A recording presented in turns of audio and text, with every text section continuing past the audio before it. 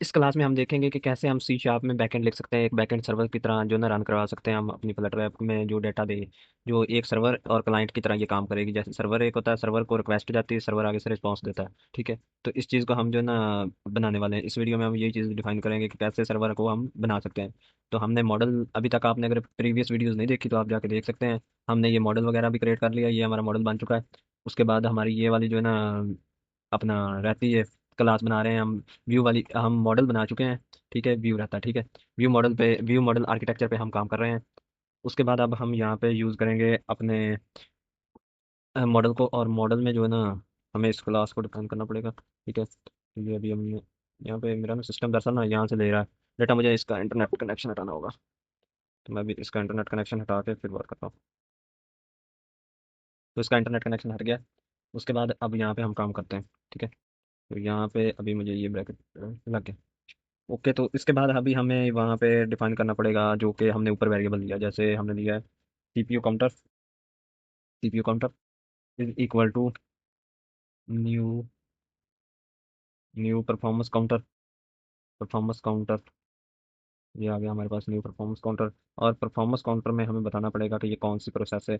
ये हमारा क्या काम करता है, ये इनिशियलाइज करेगा सीपीयू एंड मेमोरी को, ठीक है, काउंटर जो है। अब यहाँ पे हमें आ चुके हैं, और इसमें मुझे ब्रैकेट लगाना होगा। ब्रैकेट के अंदर मुझे लिखना होगा पर सॉरी, मुझे ना यहाँ पे प्रोसेसर लिखना होगा, ठीक है। तो मुझे यहाँ पे प्रोसेसर लिखना होगा, तो मैंने प्रोसेसर एक तो दे दिया। और दूसरा मैं यहाँ पे आर्गूमेंट दूंगा, क्योंकि ये मुझे परसेंटेज में चाहिए तो यहाँ पे मुझे परसेंटेज लेना होगा। तो मुझे ये ब्रैकेट में लेना होगा परसेंटेज। परसेंटेज जो है मैंने ब्रैकेट में ले लिया, और सॉरी कोड्स में, ठीक है। मैंने यहाँ पे कोड्स में ले लिया, और इसको मैं करूँगा परसेंटेज सीपीयू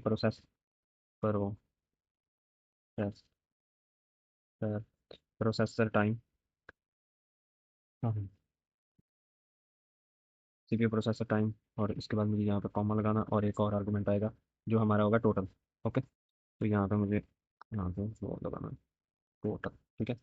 मैं यहाँ पे कर दूँगा टोटल, और यहाँ पे मैं इसका सेमी कॉलन लगा दूंगा, क्योंकि हमें सेमी कॉलन की तो ज़रूरत पड़नी नहीं है। और उसके बाद आ जाएगा हमारा रैम काउंटर, ठीक है। अब रैम काउंटर में हम देंगे new new performance performance counter. इसमें आ गया हम परफॉर्मेंस काउंटर में, और यहाँ पे हमें देना होगा, पहला आर्गूमेंट होगा इसका मेमोरी। मैम मैम ठीक है, मेमोरी। उसके बाद आ जाएगा हमारे पास अवेलेबल, ठीक है, क्योंकि ये हमें अवेलेबल मेमोरी चाहिए बाइट्स में, MB मेगा बाइट्स में, ठीक है। तो यहाँ पे मुझे अवेलेबल लिखना होगा ठीक है। सॉरी, मुझे ना यार मैंने एक मिस्टेक कर दी स्पेलिंग की। अवेलेबल, ठीक है, अवेलेबल। उसके बाद मुझे यहाँ पे करना पड़ेगा MB बाइट, ठीक है, बाई बाई बाई, ठीक है। बाइट्स कर दिया, अवेलेबल बाइट्स। और ये भी इसको मैं क्लोज कर दूंगा। तो ये हमारा सेमीकोलन से क्लोज हो गया। और इसमें अब हमें एक काम करना होगा कि हमें फास्ट कॉल ऑलवेज ज़ीरो आएगी, यानी कि ये जो ना हमारी जो भी पहली कॉल होगी ना, जब भी हम इसको कॉल करेंगे, ठीक है, वो हमेशा ज़ीरो ही आएगी। पहली जो हमारी कॉल है वो ज़ीरो ही आएगी, हमें रिटर्न ये ज़ीरो ही देगा, ठीक है। तो इसलिए हमें पहली वैल्यू नहीं चाहिए, हमें ज़ीरो नहीं चाहिए। तो इस वजह से हम यहाँ पे करेंगे counter, CPU counter, CPU counter dot, क्योंकि यहाँ पे हमें चाहिए, क्योंकि हमें पहली कॉल नहीं चाहिए, तो हम यहाँ पे करेंगे next next next value value, ठीक है। तो हमने नेक्स्ट वैल्यू कर दी, और इसको क्लोज कर देंगे।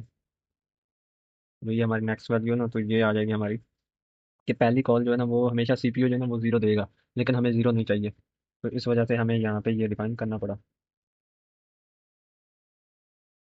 तो नीचे चलते हैं अब हम। उसके बाद आ जाता है कि हमें एक सर्वर क्रिएट करना है, ठीक है। तो सर्वर क्यों क्रिएट करना है, सर्वर हमें इसलिए क्रिएट करना है कि ये कौन सी यानी कि होस्ट नेम पे और कौन से पोर्ट पे चलेगा। पहली बात तो ये है कि अभी हम लोकल पे चलाएंगे, क्योंकि अभी हमारे कंप्यूटर में ये चीज़ें, अगर आप इसको अलग भी रखना चाहें तो वो वहाँ से भी कर सकते हैं, लेकिन पोर्ट फॉरवर्डिंग वगैरह कर सकते हैं। खैर वो कुछ एडवांस को टॉपिक है, लेकिन अभी हम जिसको कवर करने वाले हैं वो है जी सर्वर को हम लोकल होस्ट पे जो है ना अपने होस्ट करेंगे, ठीक है। तो यहाँ पे मुझे सर्वर को जो है ना वॉटसन की मदद से ना, वॉटसन जो हम लाइब्रेरी पिछली वीडियोस में की है, इंस्टॉल की है, हम उसका यूज़ करेंगे। तो यहाँ पे आ जाऊँगा मैं, और यहाँ पे मैं करूँगा सर्वर। सर्वर, तो ये हमारा सर्वर आ गया। और सर्वर को जो है ना मुझे करना होगा, सर्वर इक्वल टू, मुझे सर्वर को डिफाइन करना होगा। और मुझे किसके साथ डिफाइन करना होगा, मुझे डिफाइन करना होगा वॉटसन के साथ ही। तो मेरे पास वॉटसन आ गई, वॉटसन, और इसको मैं इंप्लीट करने के बाद में एरर देगी। यहाँ पे मुझे ना इसका आईपी एड्रेस देना होगा वॉटसन सर्वर का, ठीक है। तो वॉटसन सर्वर कौन सा होता है, वॉटसन सर्वर लोकल सर्वर है। 0.01, ओ सॉरी, मुझे यहाँ पे डॉट लगाना है। और ये हो गया। और इसके बाद मुझे एक इसकी पोर्ट भी डिफाइन करनी होगी। तो पोर्ट डिफाइन करने के लिए मुझे यहाँ पे कॉमा, और पोर्ट मैं 8080 कर लेता हूँ। 8080 पोर्ट होगी। इसको मैं, ये भी यहाँ पे मैं कर दूंगा फॉल्स। ये हमारा फॉल्स हो गया। और ये ओके, हमारी पोर्ट और लोकल सर्वर दोनों चीज़ें डिफाइन हो गई हैं। अब हमें एक चीज़ और करनी है कि जो है ना, अगर फिक्स करना है हमें कि आईपी चेंज जो है ना, वो भी प्रिंट मैसेज करते हैं। मतलब कोई क्लाइंट अगर हमारा कनेक्ट होता है ना, जैसे मेरे पास फ्लटर ऐप है, तो मैं उस फ्लटर ऐप को देखना चाहता हूँ कि मेरे पास जो है ना सिर्फ फ्लटर ऐप कनेक्ट हो। जब इसमें कोई क्लाइंट कनेक्ट होगा ना, तो ये हमें एक रिस्पॉन्स देगा, ठीक है। तो उसके लिए मुझे क्या करना होगा कि मुझे यहाँ पे सर्वर को प्रिंट करवाना होगा एक मैसेज कि ये फ्लटर ऐप कनेक्ट हो चुकी है इसके साथ। जब कनेक्ट होगी तब हमें वो पता चल जाएगा। तो मैं करूँगा यहाँ पे सर्वर, यहाँ पे सर्वर आएगी, सर्वर, सर्वर आ जाएगा।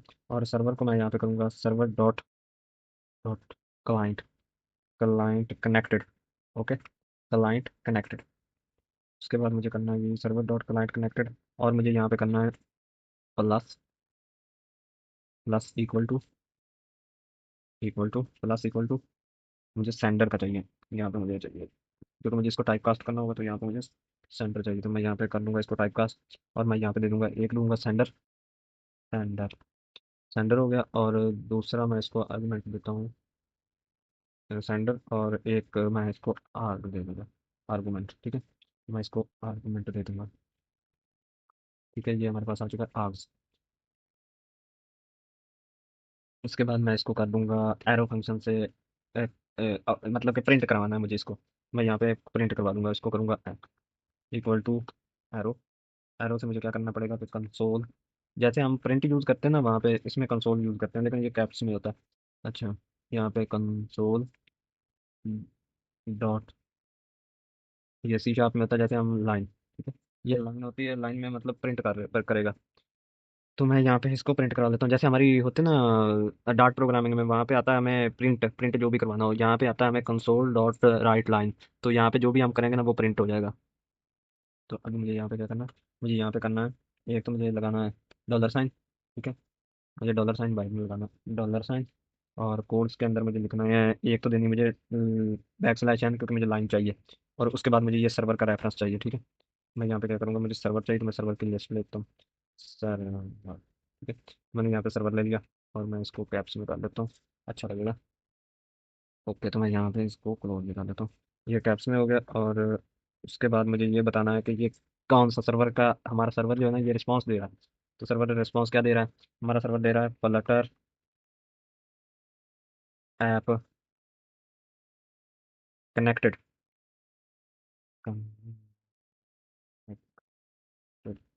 ये हमारा आ गया सर्वर। उसके बाद हम यहाँ पे कनेक्टेड, मुझे यहाँ पे ये आईपी बता देता हूँ कि कौन से आईपी पे ये काम कर रहा है। तो मुझे आईपी बता देता हूँ, तो यहाँ पे मुझे करूँगा मैं क्या, आईपी। और इस आईपी के आगे मुझे बताना होगा कि कौन सा आईपी है। मुझे यहाँ पे बताना आर्ग, ठीक है। ये आर्ग जो मैंने पीछे से लिया था, वही वाला जो हमने। और यहाँ पे मुझे करना क्या है, मुझे करना है क्लाइंट, ठीक है। और क्लाइंट का आईपी, क्लाइंट का आईपी तो बाय डिफॉल्ट जो होगा वो होगा लोकल होस्ट। तो ये यहाँ पे हमें ना ये क्लाइंट का आईपी भी प्रिंट करके दे देगा कि कौन सा आईपी पे ये कनेक्ट हुआ है। तो हमारा बाय डिफॉल्ट जो होगा वो लोकल होस्ट होगा इसका आईपी, तो यहाँ पे ये लोकल होस्ट को शो कर देगा।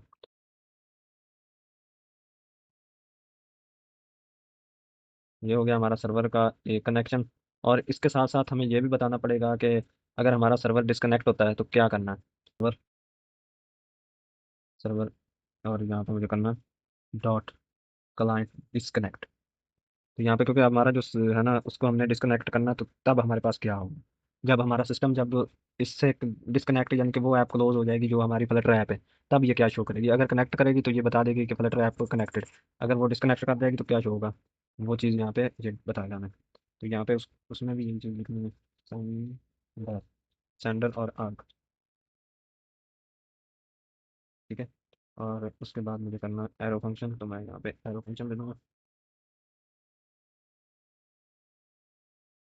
एरो फंक्शन, और उसके बाद मुझे यहाँ पे सिर्फ कंसोल लॉग करना।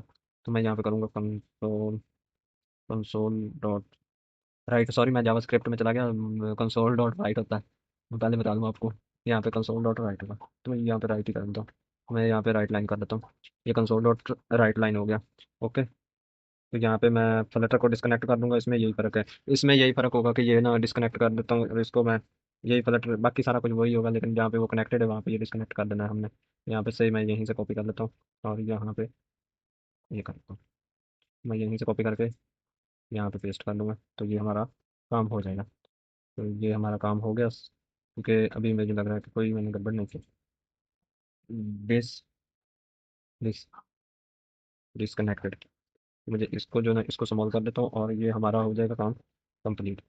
और मैंने यहाँ पे कर दिया डॉट, और इसको मैं क्लोज कर देता हूँ क्योंकि अभी हमारा ये चीज़, इसमें ब्रैकेट वगैरह का कोई मसला नहीं आ रहा, बस सही है। ओके गाइज, मिलते हैं नेक्स्ट वीडियो में। अब तक के लिए इतना ही, और मिलते हैं बहुत जल्द नेक्स्ट वीडियो में। और ये वीडियो सीरीज़ को अगर आपको अच्छी लग रही है तो लाइक कर देना, चैनल को सब्सक्राइब कर लेना। Thanks for watching.